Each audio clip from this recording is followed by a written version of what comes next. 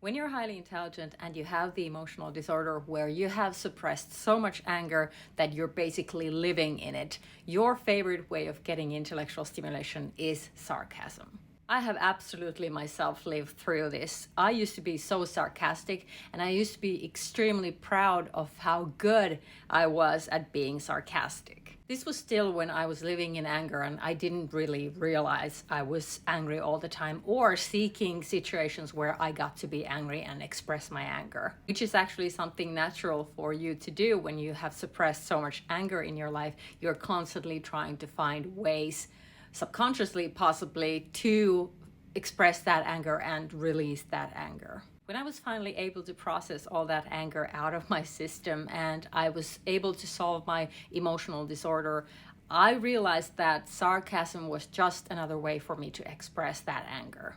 It was witty, it was highly intelligent, and I felt it was justified. For a long time, I thought the universe and everyone around me was against me, and that me being sarcastic was just a justified way to, cope with being in that world. Ever since I solved my emotional disorder, I stopped being sarcastic, but it doesn't mean that I don't miss it sometimes, because it still creates that intellectual stimulation that I enjoy very much, and it's very ingrained in me somehow to use that sort of intellectual stimulation for my amusement. Maybe these days I only do it in my head and it's not coming out of that anger, it's more of coming from that amusement for myself, for my personal pleasure.